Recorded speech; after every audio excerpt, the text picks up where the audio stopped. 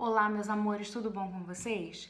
Na aula de hoje nós vamos continuar estudando esse período de governo de Getúlio Vargas, mas agora a gente vai estudar o período constitucional, que é o período de 1934 a 37, que é um governo agora não é mais provisório, é um governo dele, baseado nessa nova Constituição que Vargas vai trazer. Então nós vamos analisar os pontos trazidos por essa Constituição e como vai ser esse governo desse período chamado governo constitucional. Aguardo vocês. Era Vargas, capítulo 13. Governo Constitucional, 1934 a 1937. Bom, nós entramos então no governo constitucional, onde Getúlio Vargas finalmente faz uma nova Constituição, atendendo a pedidos da grande parte da população. E aí, nessa Constituição, ele, como uma das primeiras cláusulas, como já falamos na outra aula, ele determina que ele seria o próximo presidente. Seria uma eleição indireta, onde o Congresso iria estar elegendo alguém e ele foi eleito. E aí, a partir depois desse mandato, a população iria escolher o próximo presidente. E aí, na Constituição, quais são os principais pontos que a gente pode destacar? O voto secreto, inclusive para as mulheres, só que o voto era secreto e era obrigatório. Apenas para os homens. As mulheres podiam votar, mas não eram obrigadas. Direitos trabalhistas, alguns direitos trabalhistas, nacionalismo econômico. Então, a palavra-chave do governo de Getúlio Vargas, na quesito econômico, é nacionalismo. Ele vai, o máximo possível, tentar nacionalizar a economia. O que significa isso? Ao invés de ele trazer empresas estrangeiras para dentro do país, ele cria essas empresas, torna a economia nacional. Mandato presidencial de 4 anos e é uma Constituição que tem o modelo da Alemanha. Então, em 1934, Hitler já está no poder. Então, é uma Constituição que tem muito os moldes nazistas do governo de Hitler. A criação do salário mínimo, com a criação dos institutos de assistência e previdência social, e a criação de 2 partidos políticos que são muito importantes para esse período. A ANL, Aliança Nacional Libertadora, que tem como líder Luiz Carlos Prestes. Atenção, não confundam com Júlio Prestes, da primeira eleição lá em 1930 com Vargas. Embora os dois tenham Prestes no sobrenome, são pessoas totalmente diferentes. E aqui, Luiz Carlos Prestes vai se tornar um dos grandes inimigos de Getúlio Vargas e era um partido comunista. Olha o perigo. Em contrapartida, nós temos a AIB, Ação Integralista Brasileira, que tinha como líder Plínio Salgado e era um partido fascista.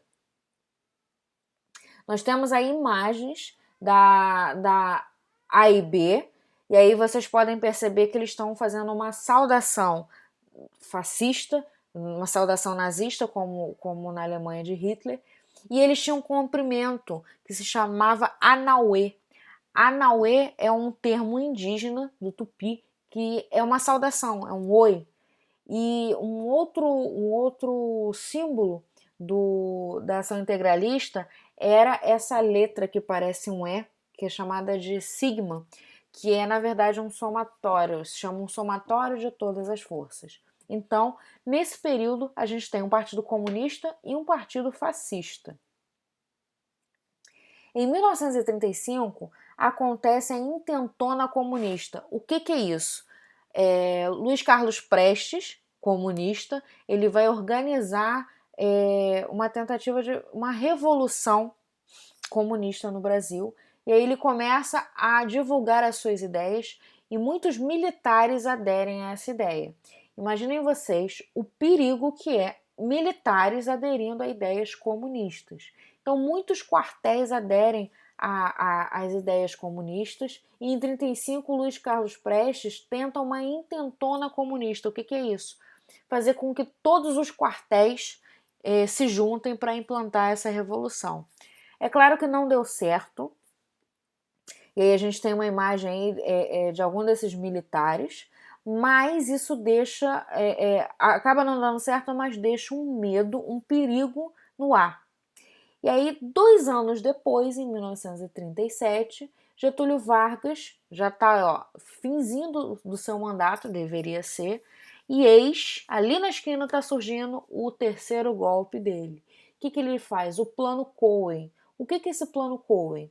Ele forja uma carta, dizendo, e nessa carta dizia que havia um plano comunista de tomar um poder, uma grande revolução.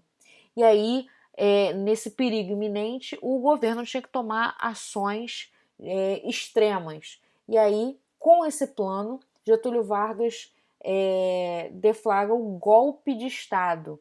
E aí ele instaura estado de sítio no país. O que é o estado de sítio? É um período, uma situação que é feita num país quando ele está numa situação de muito perigo, uma situação de guerra ou uma situação de um grande perigo político mesmo, de mudança de governo.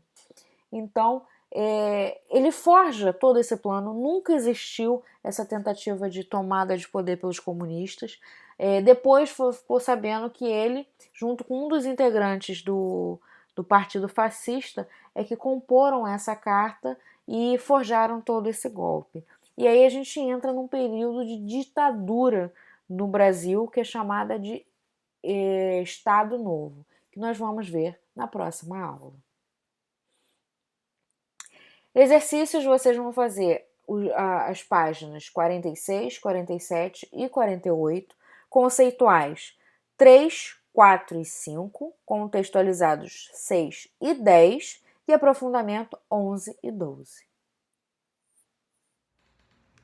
Bom, eu espero que vocês tenham entendido todo o conteúdo. Não deixem de fazer os exercícios. Nós vamos fazer os exercícios extras durante a aula sobre esse conteúdo. Tirem as dúvidas, anotem, tirem as dúvidas. Então é isso. Fiquem com Deus, se cuidem. Tô com saudade de vocês. Beijo.